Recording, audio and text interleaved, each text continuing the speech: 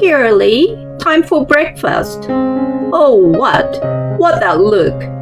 That's enough for the wounded, right? Daughters-in-law that don't work are like pigs, right?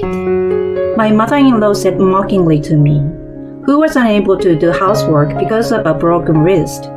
What she held out before me was, to my surprise, food scraps. A plate of banana peels, fish bones, coffee grounds, etc., all jumbled together. I glanced at my husband, who was pretending not to notice and eating a delicious-looking piece of boiled fish. This is just too much. When I raised my voice in protest, my husband put down his utensils and said, Mom is right, isn't she? If you can't do the housework even though you're a housewife, you don't deserve to exist. I was blindsided by his words. My husband and mother-in-law ignored me and resumed eating happily together. I felt miserable, and at the same time, a thought occurred to me. My name is Lee, and I will be 40 years old this year. I'm a stay-at-home mom. I used to live with my husband Ben and our son, who is in 6th grade, in a rented apartment. Currently, we live with my mother-in-law at their house. When we first got married, we lived separately from my parents-in-law in close proximity. But when my father-in-law passed away last year, we started living together. This was Ben's suggestion. My mother-in-law is still very active and does not need nursing care. However, Ben thought it would be lonely to live alone in a big house, so he decided to move in with her. I didn't feel particularly bad about moving in with her.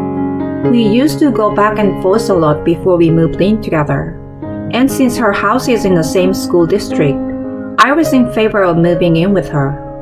And my parents' house is far away, but my brother and his wife live with them there, so there was no problem.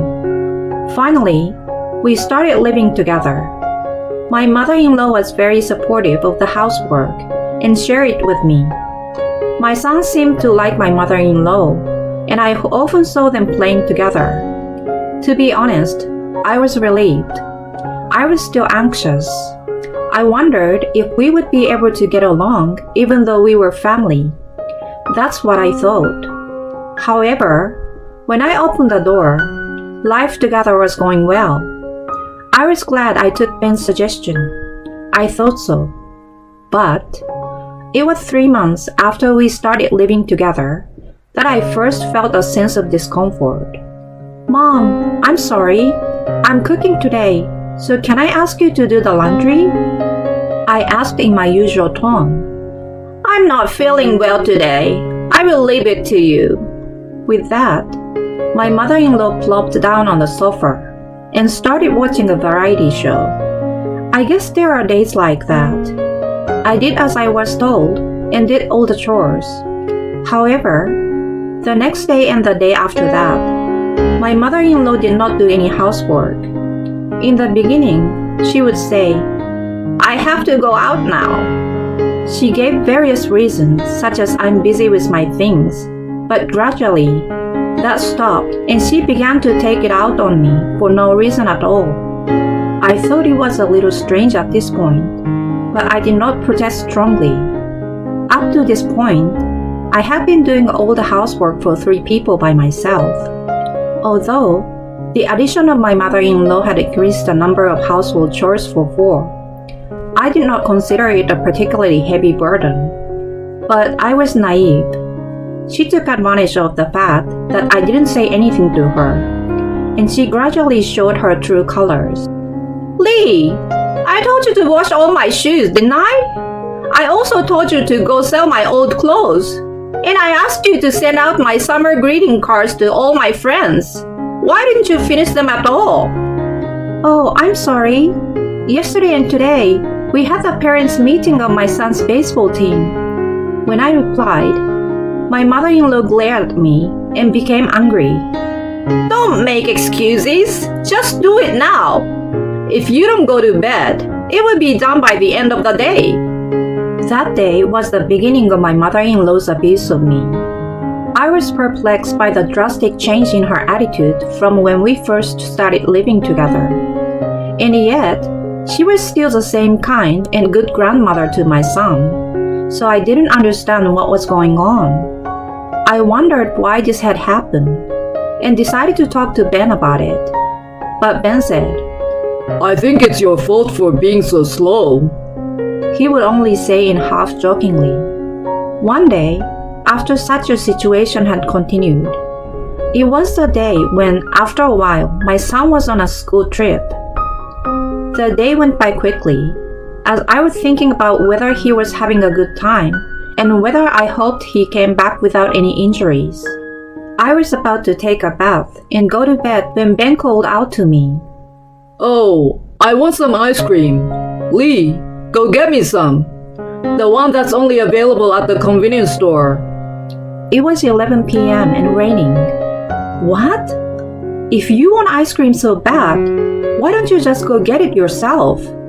As I said this, Ben suddenly shouted out loud, I told you to go! Why can't you listen to me? I had never seen Ben yell before, so I froze in surprise and couldn't move. Then my mother-in-law came after me. You're so cocky, even for a daughter-in-law. You should have just gone shopping like he told you. I was so exhausted by their stares that I put on a jumper over my nightclothes and ran out of the house. It was dark outside, and the rain beat hard against my umbrella. I shrank back to avoid getting wet as much as possible and headed for the convenience store. How did this happen? The convenience store was about 10 minutes away from our house, but that was only if I rode my bicycle. It was raining, and I couldn't ride my bike, so it took longer than that. By the time I finally arrived at the convenience store, my pants were soaking wet. I bought an ice cream and left the convenience store. I can't wait to go home, and I want to take a bath again. With these thoughts in mind, I walked faster than when I first arrived. I could see my house soon. That's when it happened. I was sprayed by a car coming from behind, and I jumped in surprise. I quickly put my right hand on the ground. It was a mistake. I felt pain in my wrist like I had never experienced before. As it turned out, I had broken my right wrist. I rushed to the emergency room where I was treated and told that I had broken my right wrist. After treatment, I looked at my phone and saw that I had received a large number of calls from Ben and my mother-in-law. I rushed to call Ben. Hello, Ben. I broke my wrist. I'm at the hospital.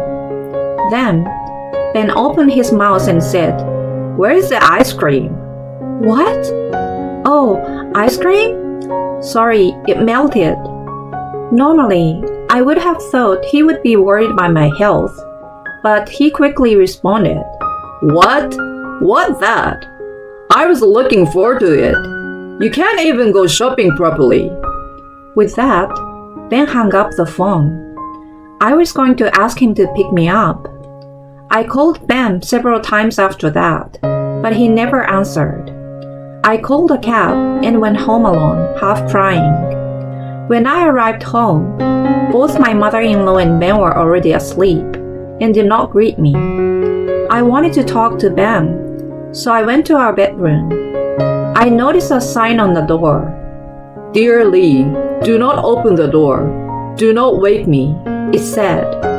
Feeling miserable, I took a shower and fell asleep alone on the living room couch. The next morning, I awoke to the sound of my mother-in-law's voice. Honey, you are disturbing me by sleeping here. Here, I made you breakfast. Go eat it. You can't do your chores anyway, can you? My mother-in-law pulled me by the arm and I sat up. I couldn't understand what was going on because I had just woken up from sleep, but I wondered if my mother-in-law was concerned about me in her own way. At the dining table, Ben was already there in a suit, poking a boiled fish. Here, Lee, breakfast is ready. What was presented to me was food scraps. A plate of banana peels, fish bones, coffee grounds, etc. all mixed together. Oh, what is it? What's that face? Isn't this enough for the injured? A wife who doesn't work is like a pig, right? My mother-in-law laughed at me mockingly. I glanced at my husband, who was pretending to be normal and eating some delicious-looking boiled fish. Why don't you cover for me? Why do you give me such a hard time? This is just too much. When I finally raised my voice in protest, my husband quietly put down his utensils and said, My mother is right, isn't she? If you can't do the housework even though you're a housewife, you don't deserve to exist. My mother-in-law and Ben looked at each other and laughed. I was stunned and unable to say anything. But Ben and my mother-in-law continued to press me. I'm not sure if she had broken a bone in the first place. That's why I don't like young women these days.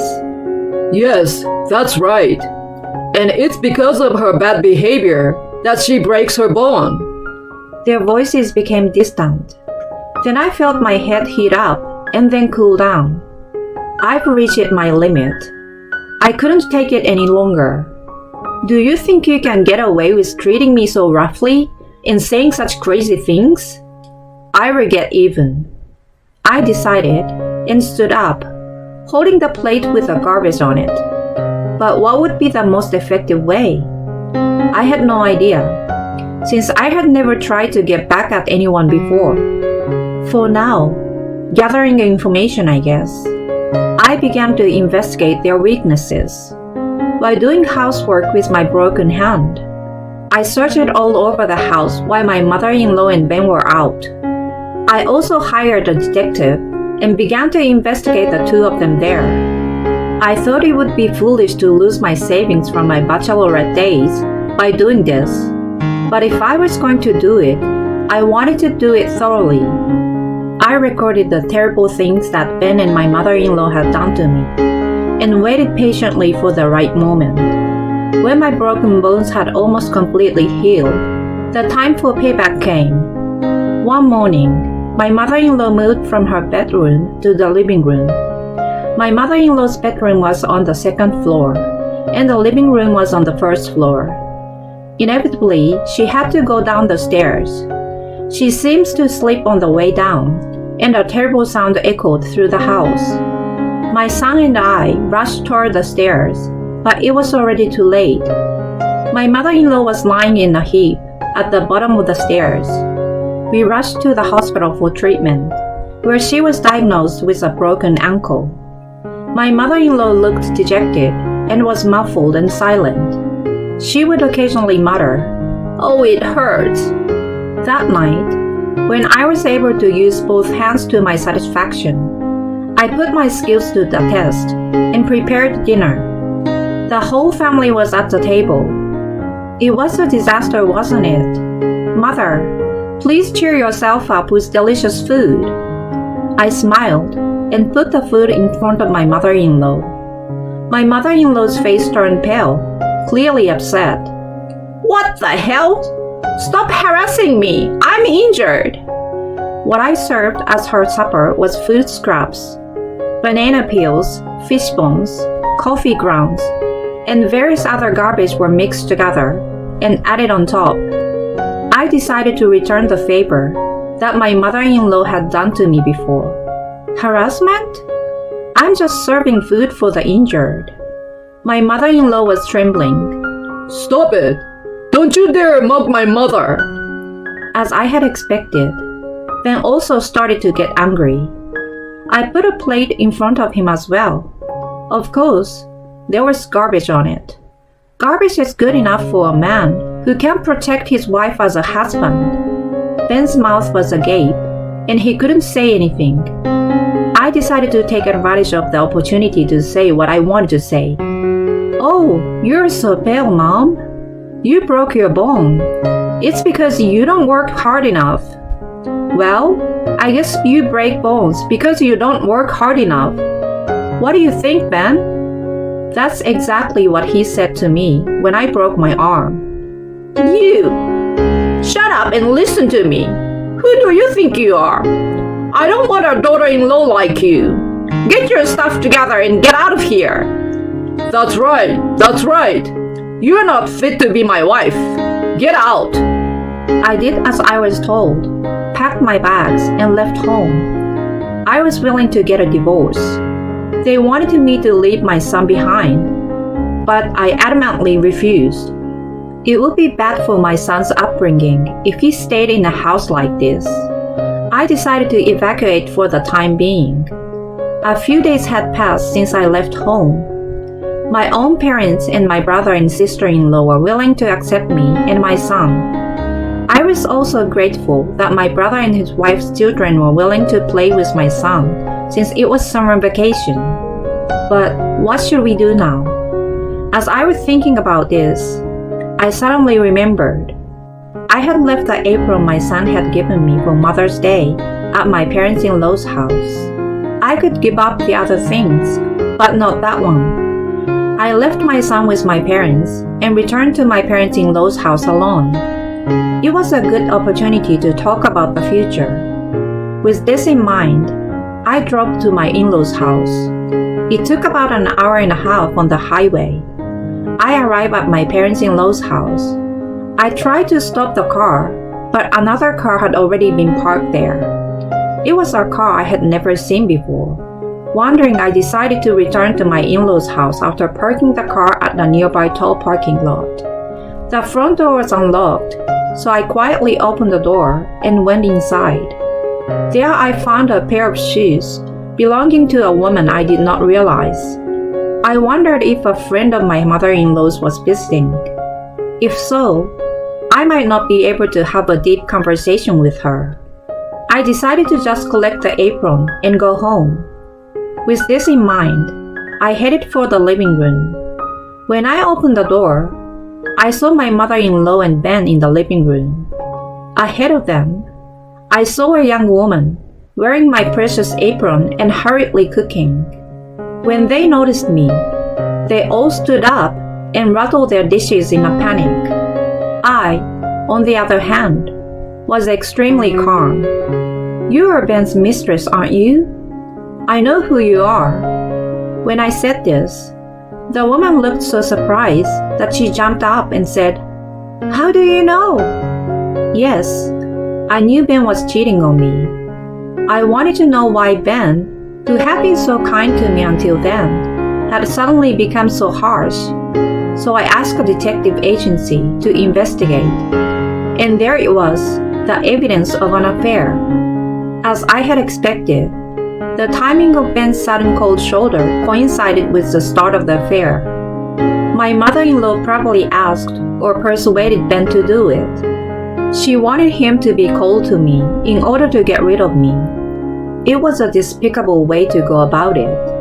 I showed them the evidence I had saved on my phone, one by one. Then all three of them turned very pale. And Ben, for example, looked as if he was about to fall over. Ben must have realized that there was no excuse. He suddenly came up to me and took my hand. I'm sorry, Lee, but you're the only one for me. You like me too, don't you? Well, I guess divorce is not an option. Let's just call it a double blowout. No alimony or anything, okay? I stared coldly at Ben, who was trying to flirt with me, and shook his hand away. What? I don't even like you a little bit. In fact, I hate you. I will make sure you pay alimony and child support. And her too, of course. You'd better be ready for that, Mother. When I said that, my mother-in-law tried to come over to me in a panic. However, because of her broken bones, her leg became entangled and she fell down. She also seemed to have hit somewhere hard and was thrashing around on the floor. I don't know what she's doing. As I looked down at my mother-in-law, Ben's mistress finally came out of the kitchen and bowed to me. I'm sorry. Ben asked me out and I just couldn't say no. I'm sorry, so please forgive me. The woman wiggled around in my precious apron. She is a nasty woman. I see. If you really want me to forgive you, get down on your knees and apologize. Then I can think about whether to make you pay alimony. I told her in a cold voice. The woman made a disgruntled voice, saying, "What?" But Ben forced her to get down on her knees, and he got down on his knees next to her. I'm sorry. Ben looked up, his face expectant. I stared at him for a few seconds. Well, I've thought about it. I'm not going to forgive you. Just make sure you have alimony and child support ready. With her mouth agape, I took off the apron from her. Then I left my parents-in-law's house, leaving everyone in a daze. A month later, Ben and I were officially divorced. Of course, I had to file for alimony and child support, which was to be paid in a lump sum soon, with a lawyer in between. But I had plenty of evidence of cheating and harassment, so everything went smoothly. Ben, however, was having a hard time giving up on his son. He tried to appeal to his son himself to choose him, but it didn't work. Even though his son was in elementary school, he seems to sense an unpleasant atmosphere from Ben and my mother-in-law, and he told him that he wanted to stay with me. He still gets their occasional unsolicited message on his cell phone, but he completely ignores them. Ben and his mistress were having an affair within the same workplace, to my surprise, and they have been many messes since then. According to what I heard, the affair between Ben and the woman had spread throughout the company, and as a result, both had to resign from their jobs.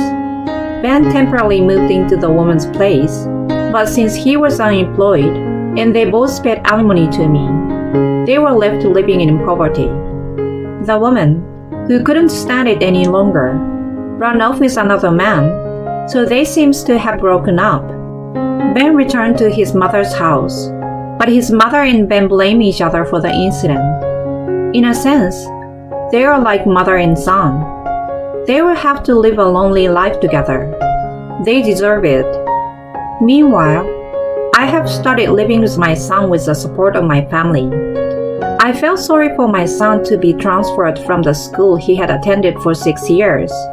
So I rented an apartment in the school district where we had lived until this point, just for a few months until graduation. Recently, he has been able to settle down and get back to a more peaceful life.